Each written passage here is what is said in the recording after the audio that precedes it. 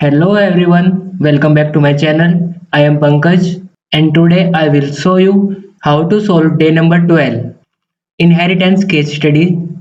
तो जो hacker rank पर 30 डेज ऑफ कोड चैलेंज चला हुआ था उसका जो डे नंबर 12 है इनहेरिटेंस, तो आज हम वो वाले केस स्टडी को सोल्व करने वाले हैं। तो without wasting any time let get started. तो आपको सबसे पहले अपना ब्राउज़र ओपन करना है और सर्च करना है हैकर रैंक। सर्च करने के बाद जो फर्स्ट वाली वेबसाइट आएगी आपको इसी को ओपन करना होगा। ओपन करने के बाद आपको क्लिक करना होगा लॉगिन पर।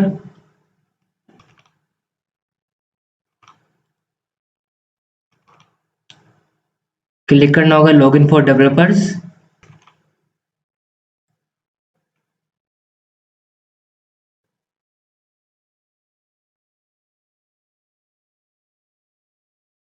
लॉगिन करने के बाद आपके सामने कुछ ऐसा पेज ओपन होने वाला है। ओपन होने के बाद आपको इस जो बॉक्स बना हुआ है आपको इस पर क्लिक करना होगा कंटिन्यू प्रैक्टिस पर। तो क्लिक करने के बाद आपके सामने जो केस स्टडीज की लिस्ट है वो शो हो जाएगी। यहाँ पर आप देख सकते हैं आज जो बारी है डे नंबर 12 इनहेरिटेंस। अगर आप देखना चाहते हैं कि आपने अभी तक कितने केस स्टडीज को सोल्व कर लिया है तो आपको क्लिक करना होगा सोल्व पर। और क्लिक करने के बाद आपको जाना होगा पेज के लास्ट में। तो यहाँ पर आप देख सकते हैं डे 0 से डे 11 तक आपने सभी केस स्टडीज को सोल्व कर लिया है। तो आज जो बारी है वो है डे नंबर 12 इनहेरिटेंस। तो सोल्व करने के लिए क्लिक करते हैं सोल्व चैलेंज पर। क्लिक करने के बाद आपके सामने जो केस स्टडीज है वो ओपन हो जाएगी और यहाँ पर आप देख सकते हैं आपके सामने कुछ थ्योरी पार्ट दिया गया है, कुछ इनपुट फॉर्मेट, आउटपुट फॉर्मेट और सैंपल इनपुट एंड आउटपुट, और सबसे लास्ट में जो दिया गया है वो है हैकर रैंक का कोड एडिटर। तो देखते हैं इस प्रोग्राम में दिया क्या क्या गया है। तो जैसे कि इसके नाम से पता चल रहा है ये जो टॉपिक है इनहेरिटेंस ये होने वाला है C++ का। तो हम इस टॉपिक को C लैंग्वेज के साथ सोल्व नहीं कर सकते हैं।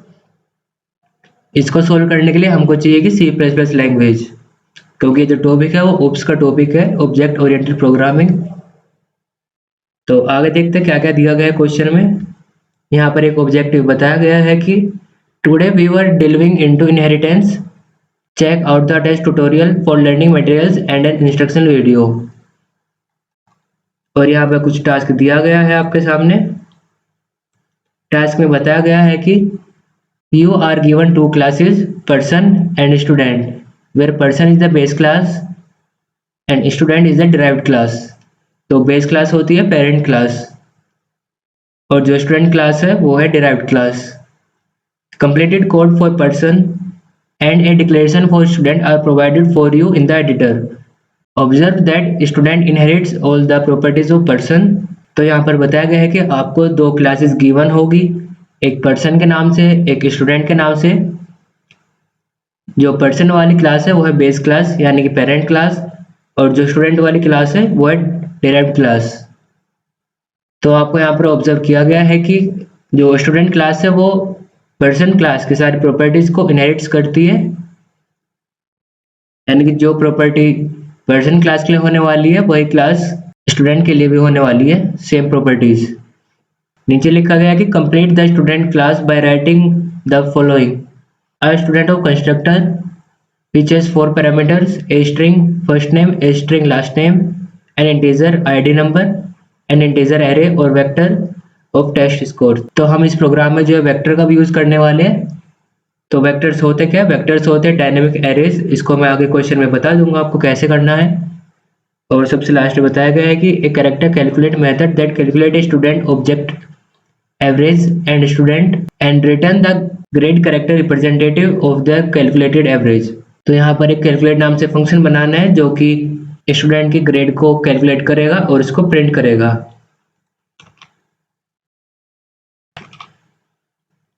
यहाँ पर आपके सामने ग्रेडिंग स्केल दी गई है कि अगर आपकी ग्रेड 90 से अबव और 100 से लेस देन हुई तो प्रिंट करेगा ओ लेटर, और अगर आपकी जो ग्रेड है वो 80 प्लस हुई तो प्रिंट करेगा ई लेटर। अगर ग्रेड ग्रेटर देन हुई 70 तो प्रिंट करेगा ए। अगर हुई 55 प्लस तो प्रिंट करेगा पी, और ऐसे 40 प्लस के लिए डी, और लेस देन 40 के लिए T.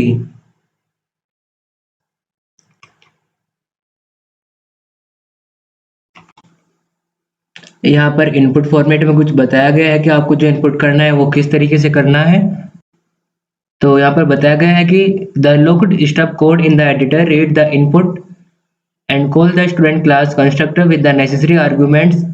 It also call the calculate method which takes no arguments. तो जो नीचे कोड एडिटर दिया गया तो उसमें कुछ कोड पहले से लॉक है, आपको उसको एडिट नहीं करना है। आगे बताया गया है कि the first line contain first name, last name and ID number separated by space.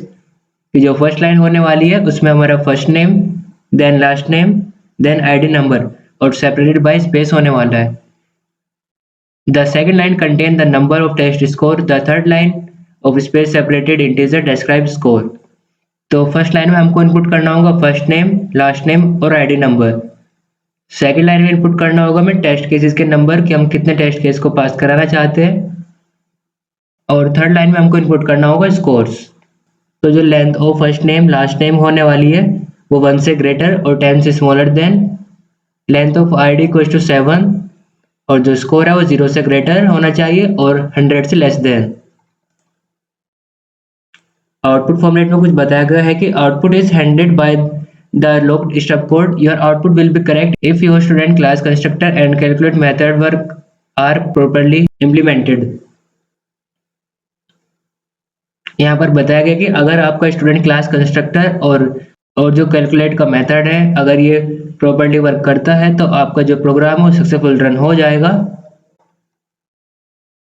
जैसे यहाँ पे सैंपल इनपुट और सैंपल आउटपुट में बताया गया है कि तो जैसे कि यहाँ पर इनपुट में दिखाया गया है कि सबसे पहले इसने इनपुट किया था first name, then last name, then ID number.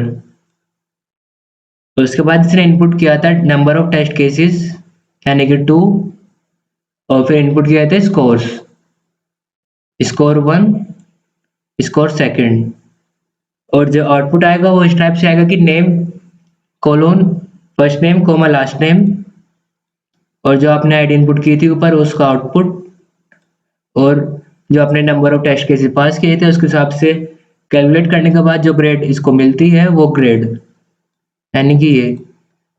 तो इसने यहाँ पर इनपुट किया था 10 और 80, तो दोनों का सम करेंगे तो 180 और डिवाइड बाय 2 करेंगे क्योंकि 2 टेस्ट केसेस है तो इनको डिवाइड करेंगे 2 से, तो आएगा 90, और जो 90 की ग्रेड होने वाली है वो होने वाली है ओ।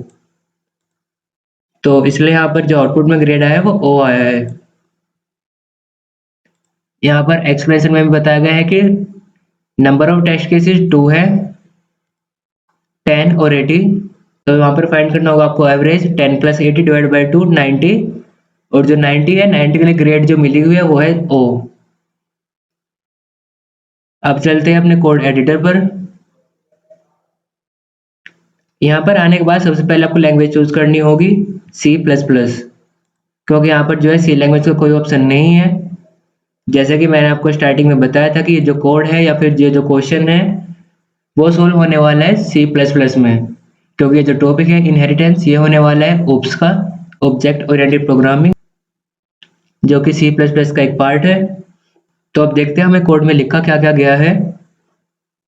तो बाय डिफॉल्ट इन्होंने कुछ कोड यहाँ पर लिखा है, आपको क्लिक करना होगा 3 डॉट्स पर, तो कुछ कोड यहाँ पर पहले से आता है, और नीचे आप देख सकते हैं इंट पेन के साइड में 3 डॉट्स दिए गए हैं, आपको क्लिक करना होगा इस पर, और कुछ कोड यहाँ पर भी दिया गया है।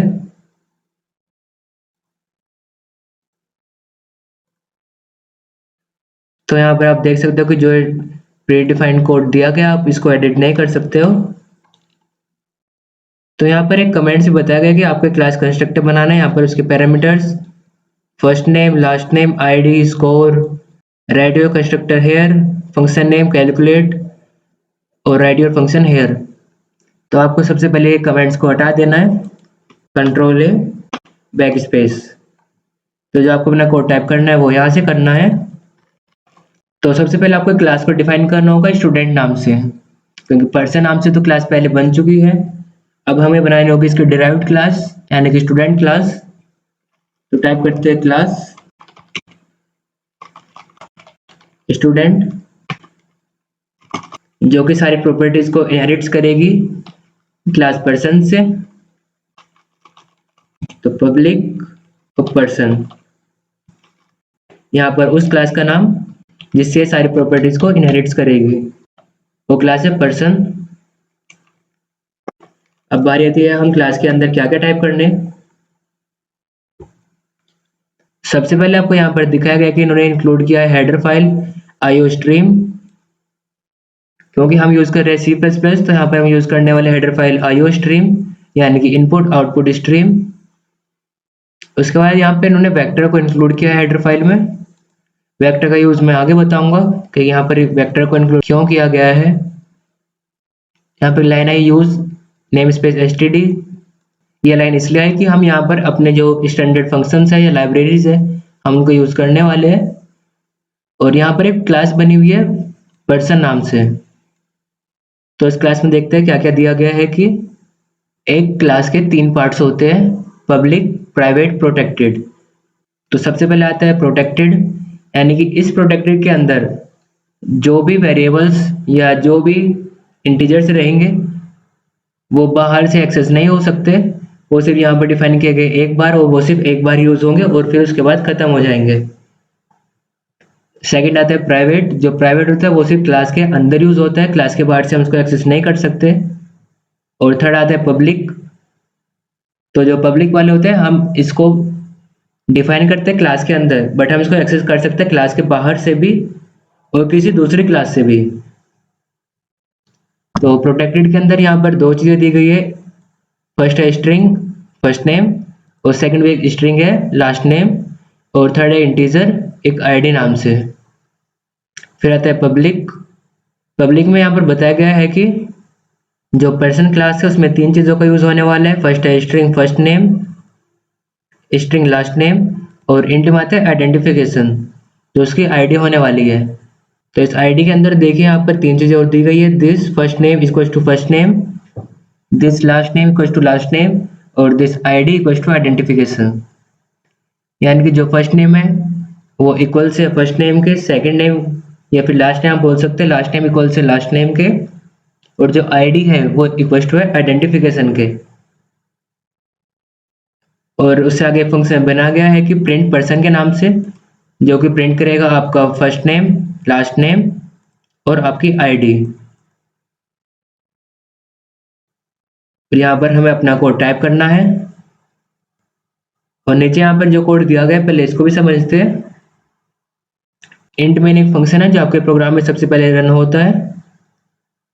यहाँ पर एक स्ट्रिंग कोड डिफाइन किया गया फर्स्ट नेम नाम से और सेकंड लास्ट नेम और थर्ड डिफाइन किया है एक आईडी और फोर्थ इनपुट किया है नंबर स्कोर्स। तो इस लाइन में यहाँ पर उन्हें इनपुट लिया है फर्स्ट नेम का, लास्ट नेम का और आईडी का और नंबर ऑफ स्कोर्स का। तो फर्स्ट नेम आपको इनपुट करना होगा उस पर्सन का फर्स्ट नेम, फिर लास्ट नेम, फिर जो उस पर्सन की आईडी है यानी कि आइडेंटिफिकेशन नंबर आपको वो इनपुट करना होगा और सबसे लास्ट में इनपुट करना है नंबर स्कोर्स, यानी कि आप इसमें उसको कितने नंबर्स इनपुट करने वाले हैं वो आपको यहाँ पर इनपुट करना होगा। और यहाँ पर उन्होंने एक वेक्टर बनाया है स्कोर नाम से इंटीजर का, जिसमें आप सारे नंबर ऑफ स्कोर्स इनपुट करेंगे। अगर आपने यहाँ पर इनपुट किया कि हम 2 नंबर ऑफ स्कोर्स इनपुट करने वाले हैं तो आपको स्कोर में 2 नंबर का इनपुट करना होगा। आगे यहाँ पर एक फॉर लूप चला गया है जिसमें आपने नंबर्स को इनपुट किया है और इनपुट करने के बाद इनपुट किया था सी इन की हेल्प से टेम्प स्कोर नाम के वेरिएबल में, और टेम्प स्कोर नाम का वेरिएबल यहाँ पर डिक्लेयर किया गया एक इंटीजर है। उसके बाद यहाँ पर एक लाइन और दी गई है कि score dot push back temp score. Temp score वो है जो आपने नंबर को इनपुट किया है और नंबर सेंड हुआ है स्कोर नाम के वेक्टर के अंदर, वो स्टोर हो चुका है। उसके बाद यहाँ पर एक पॉइंटर बनाया गया, जो पॉइंटर है वो डिनोट करेगा न्यू स्टूडेंट के नाम से first name last name ID और स्कोर्स को। उसके बाद हम यहाँ पर प्रिंट कर देंगे प्रिंट पर्सन नाम के जो फंक्शन है उसको, और लास्ट में हम प्रिंट कर देंगे यानी सी आउट की हेल्प से ग्रेड, कि जो उसकी ग्रेड आई थी वो कितनी आई थी। तो अभी वापस चलते हैं अपने कोड पर, यहाँ पर टाइप करते हैं। सबसे पहले हमको इसके प्राइवेट मेंबर्स को डिफाइन करना होगा, प्राइवेट में कौन कौन से मेंबर्स होने वाले हैं। तो टाइप करते हैं प्राइवेट,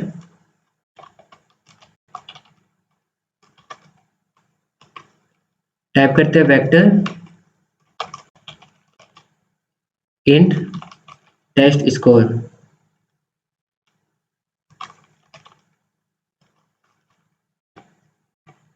अब बारी आती है हम इसको डिफाइन करें पब्लिक मेंबर को। तो टाइप करते हैं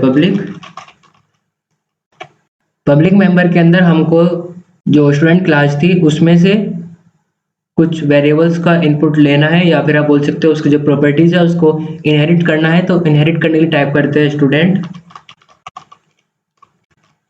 string string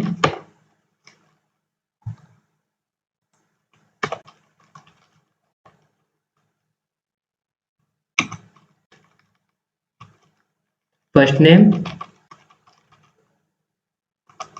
string second name,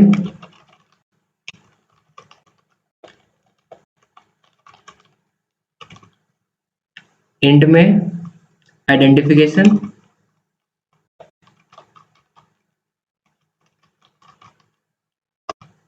और सबसे लास्ट में हमको इनहेरिट कराना है वेक्टर। तो टाइप करते हैं वेक्टर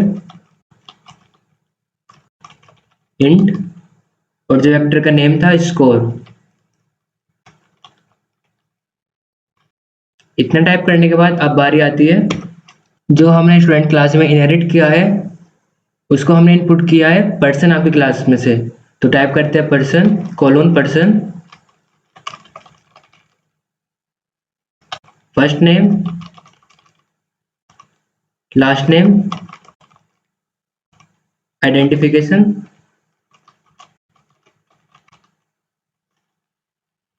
उसके बाद कोलन आके टाइप करना है टेस्ट स्कोर और ब्रैकेट में स्कोर।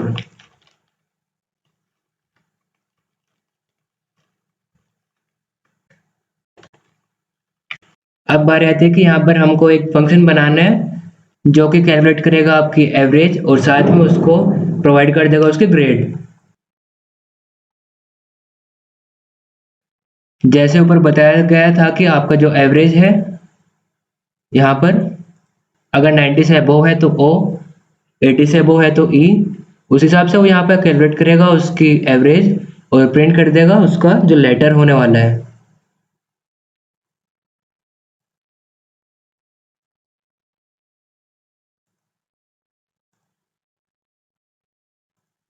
तो उसके लिए यहाँ पर टाइप करते हैं कैरेक्टर,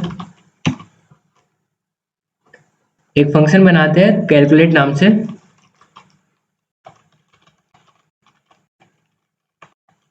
अब टाइप करते हैं इंट एवरेज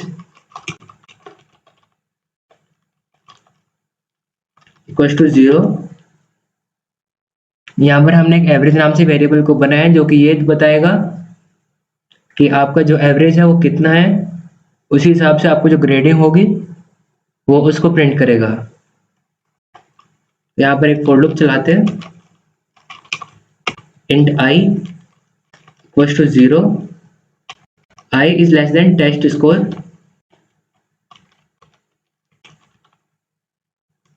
डॉट साइज, और लास्ट में i प्लस प्लस यानी कि i का इंक्रीमेंट।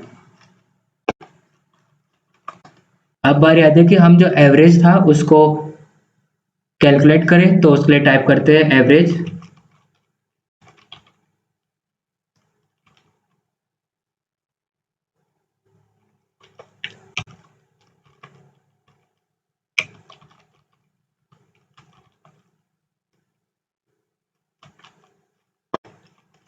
तो यहाँ पर इस फॉर लूप में किया क्या गया है वो ये है कि यहाँ पर कैलकुलेट करना होगा एवरेज, और जो एवरेज कैलकुलेट होगा वो होगा टेस्ट स्कोर के साइज के हेल्प से। तो टेस्ट स्कोर क्या है वो ये है जो आपने पीछे इनपुट किया था कि आप 2 नंबर इनपुट करना चाहते हैं, 4 नंबर इनपुट करना चाहते हैं।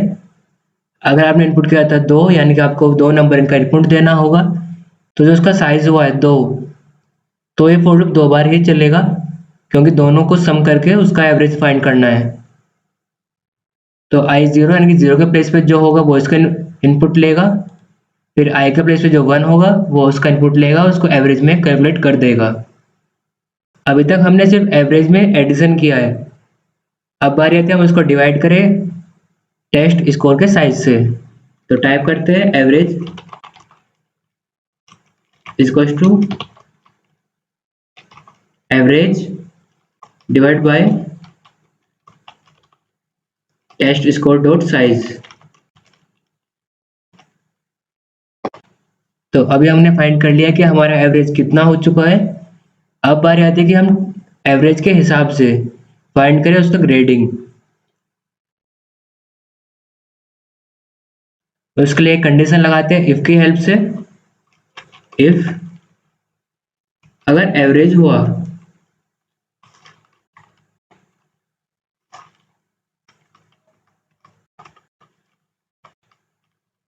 ग्रेटर देन 90 तो रिटर्न करेगा कैरेक्टर ओ।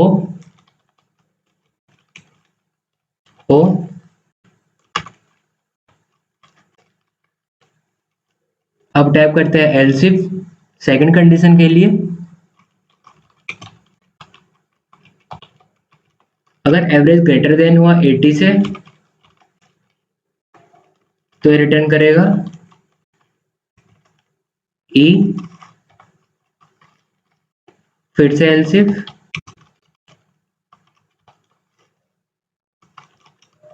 अगर एवरेज ग्रेटर देन हुआ 70 तो रिटर्न करेगा कैरेक्टर ए।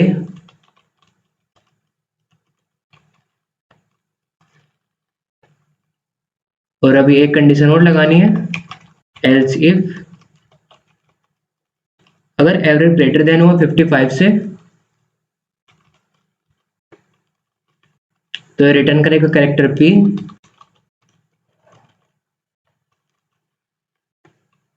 अब नेक्स्ट कंडीशन की बारी आती है एल्स इफ अगर एवरेज ग्रेटर देन हुआ 40 से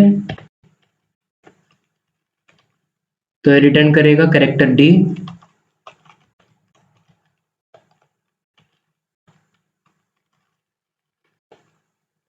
अब बारी आती है लास्ट कंडीशन लेस देन 40 हुआ तो उसके लिए हम टाइप करते हैं एल्स रिटर्न टी।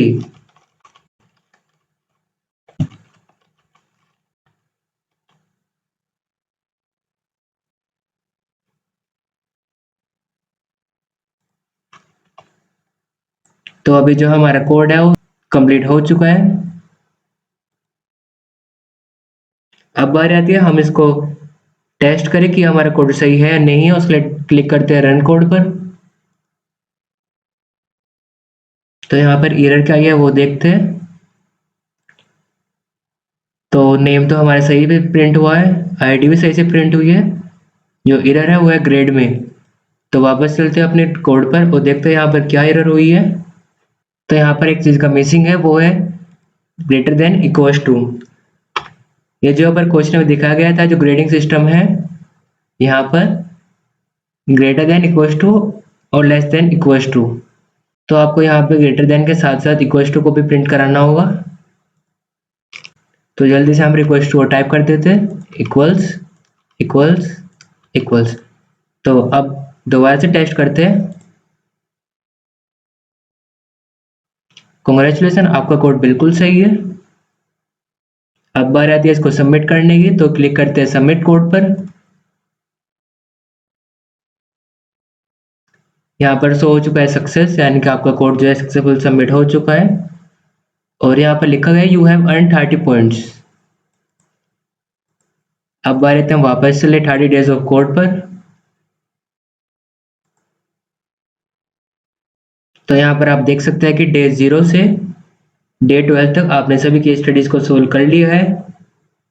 अब बार आते हैं डे नंबर 13 एब्स्ट्रैक्ट क्लास। इसको हम सोल्व करेंगे अपनी आने वाली वीडियोस में। अगर आप डे नंबर 0 से डे नंबर 12 तक कोई भी वीडियो देखना चाहते हैं तो मैंने एक प्लेलिस्ट बनाई हुई है, आप वहाँ पर जाकर देख सकते हैं। तो आज इस वीडियो में बस इतना ही। Thanks for watching.